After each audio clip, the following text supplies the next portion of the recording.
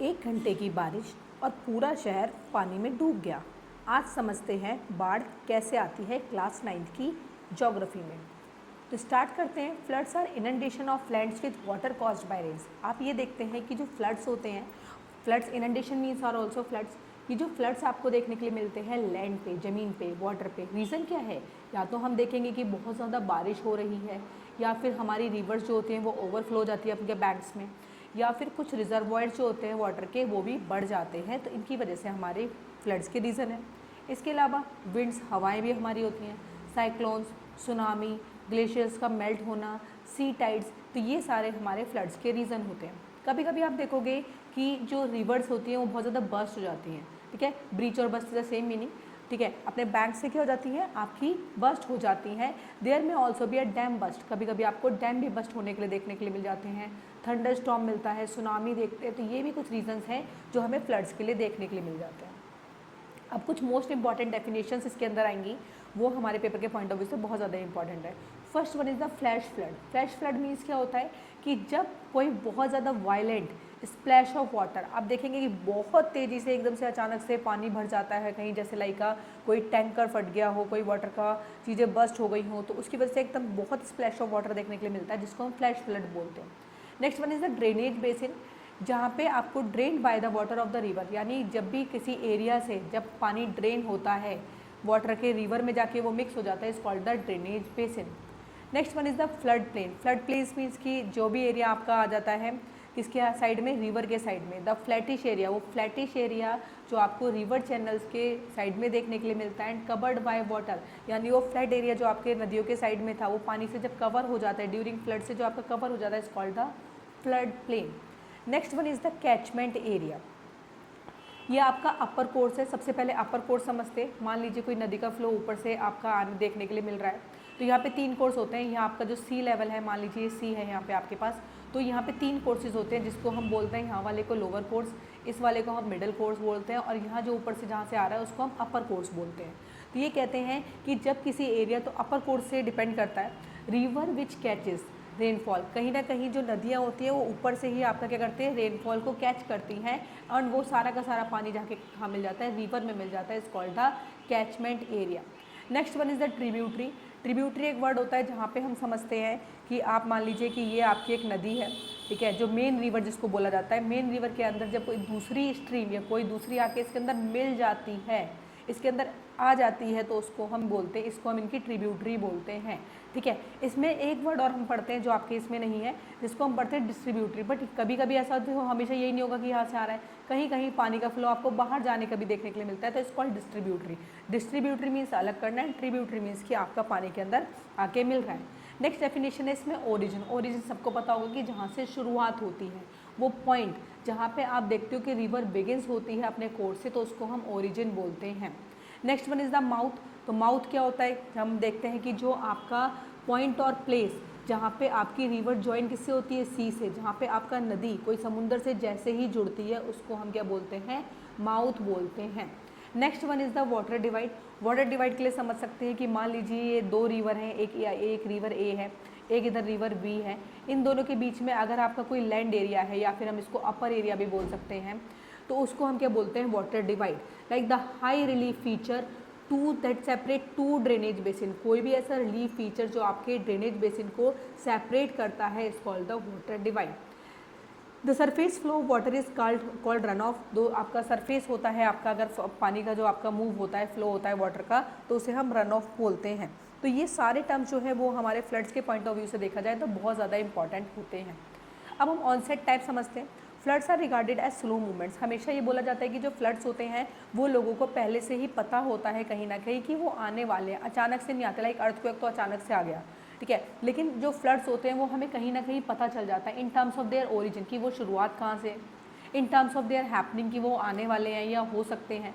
तो ज़्यादातर आप देखोगे कि कभी कभी बहुत ज़्यादा रेनफॉल होती है, बहुत ज़्यादा बारिश होती है, तो आपको देखने के लिए मिलेगा कि वहाँ पे फ्लड्स कि भी के चांसेस हो जाते हैं।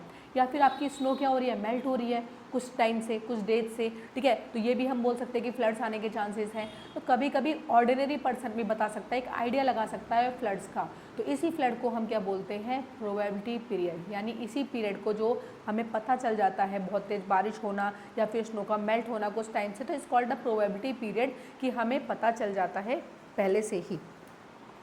नेक्स्ट इज प्रोबेबिलिटी पीरियड जो है वो ऑनसेट ऑफ फ्लड होता है, किस तरीके से हमें पता चलता है, कैसे अब रेन की इंटेंसिटी कितना है, कितनी तेज़ी से फ्लो है, हमारा जो बहुत तेज़ी से बारिश हो रही है उसका रन ऑफ कितना चल रहा है। Flood plains first receive the release of extra water, सबसे पहले जो फ्लड प्लेन्स पे आप देखते हो कि जब बहुत ज़्यादा आपको एक्स्ट्रा वाटर देखने के लिए मिल जाता है आपके चैनल पे और आप उसको होल्ड नहीं कर सकते, इवन द डैम बस्ट, कभी कभी डेवन डैम भी बस्ट हो जाते हैं जिसके अंदर इसकी वजह से बहुत ज़्यादा आपका खतरा बढ़ जाता है, तो ये भी प्रोबेबिलिटी पीरियड होते हैं।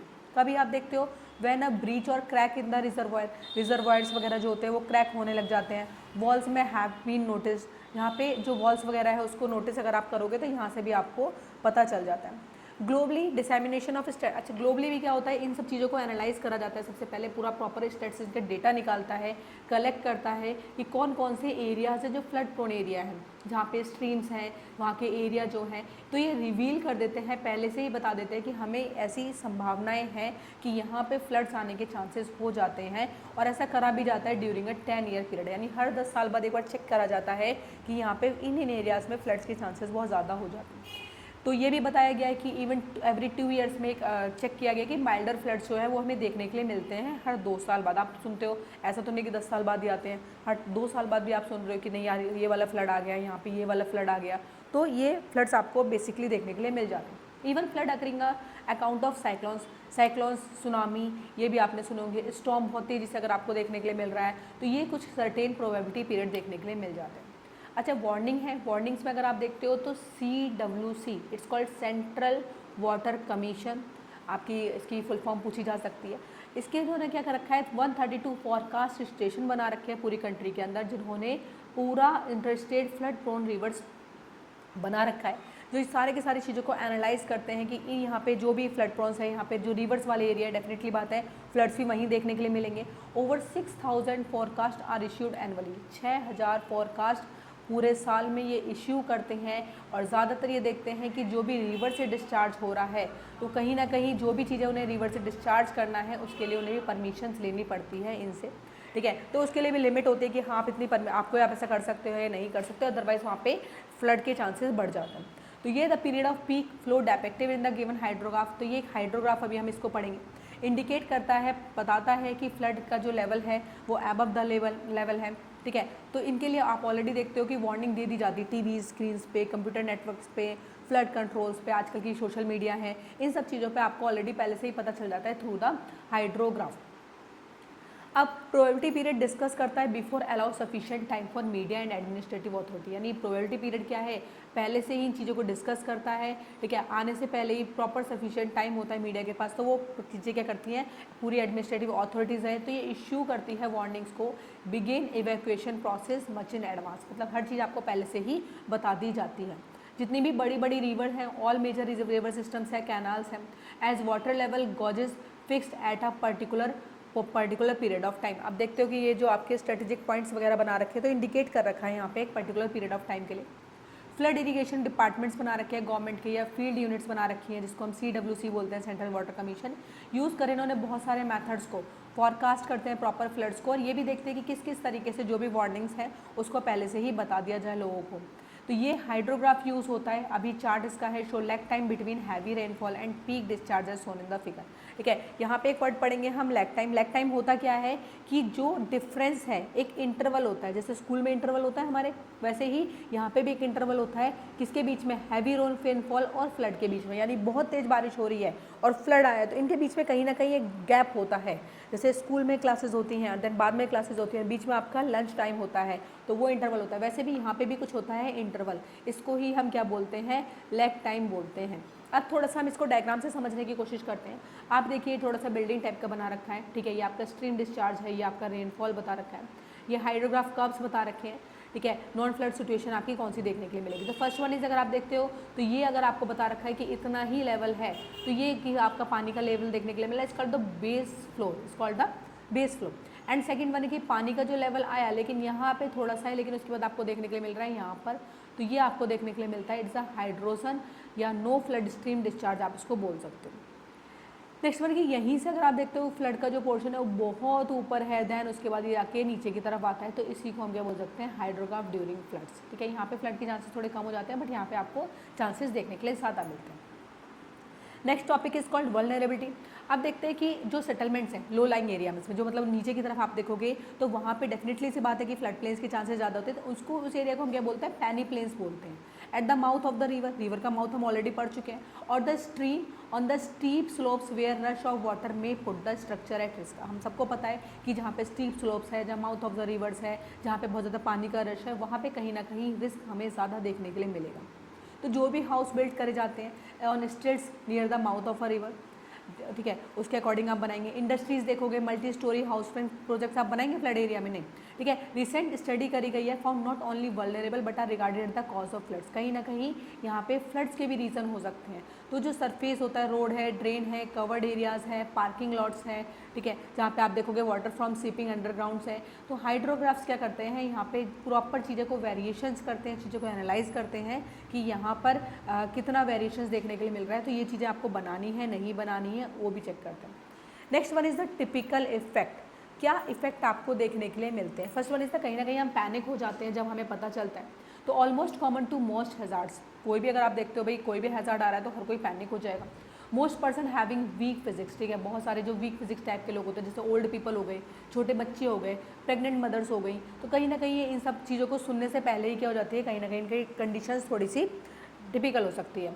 Next one is the disease बहुत सारी होती हैं। वाटर से तो वाटर में बहुत सारी चीज़ें आपकी मिल के ऑलरेडी आ रही हैं, वेस्ट वाटर है उसके अंदर। तो इंडिया में देखोगे कि most floods come during rainy season. जितने भी आपको देखने के लिए मिलते हैं, प्रॉब्लम्स देखने के लिए मिलते हैं, जितने भी डिसीज़ देखने के लिए मिलते हैं, वो ऑलमोस्ट उस टाइम देखने के लिए मिल जाती है जब आपका रेनी सीजन होता है। किस टाइप के देखने के लिए मिल जाते हैं, जैसे आप देखते हो डीकम्पोज करा जाता है ऑर्गेनिक मैटर में, ठीक है, बहुत बड़े लेवल पे, तो spread of disease like epidemics आ जाते हैं, वायरल इन्फेक्शन हो जाते हैं, मलेरिया आ जाती है, डायरिया आ जाती है, इनके चांसेस भी बढ़ जाते हैं। फिजिकल डैमेज डेफिनेटली सी बात है, जब फ्लड्स आ जाते तो बहुत ज़्यादा किसका डैमेज होगा, लाइफ का, प्रॉपर्टी का, वहाँ पे जितनी भी चीज़ें हैं वो सब डिस्ट्रॉय हो जाती हैं। इंडिया में क्रॉप्स ऑलरेडी आप देखते हो, crops are raised in flood plains, there is still standing during rainy season when floods कम।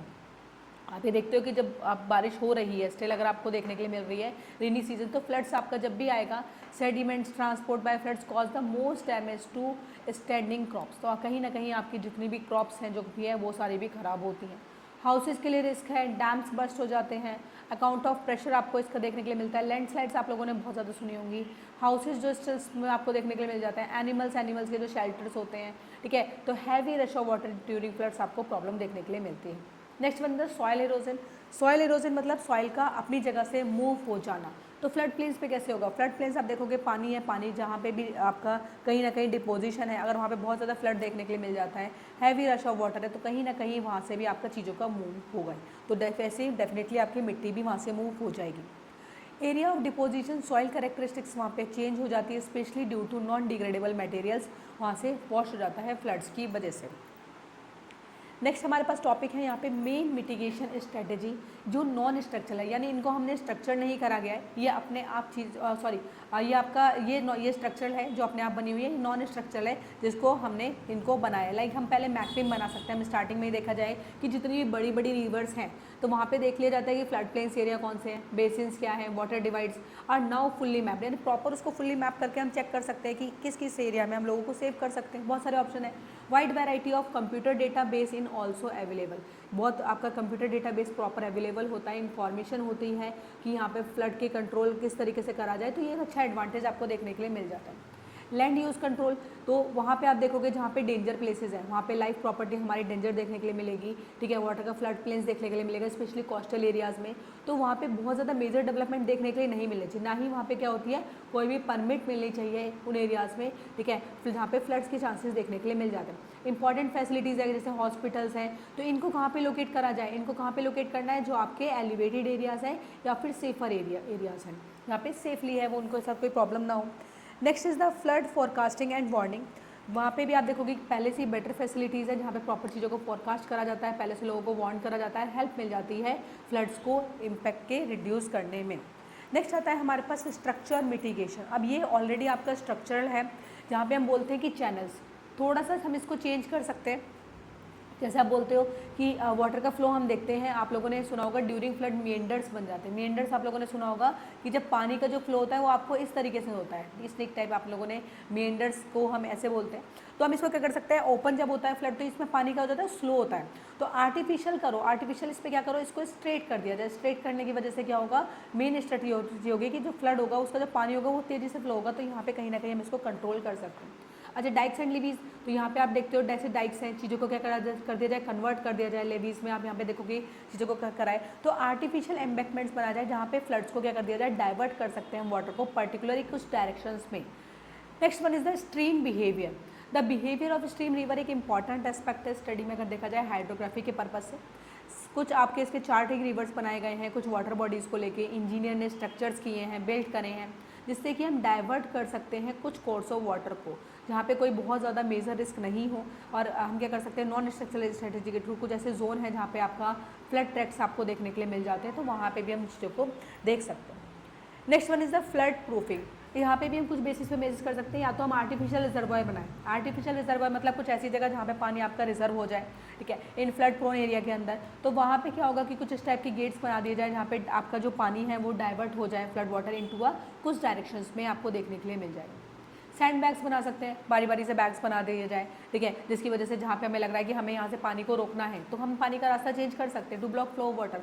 बहुत जल्दी से नहीं कर सकते, लेकिन अगर हम कुछ ऐसी चीज़ें लगा दें जिसकी वजह से आपका पानी का जो फ्लो है वो चेंज देखने के लिए मिल जाता है, तो फ्लो ऑफ वाटर हम कुछ सर्टेन डायरेक्शन में चेंज कर सकते हैं। ये कुछ पिक्चर्स हैं जहाँ पे आप इसको देख सकते हैं।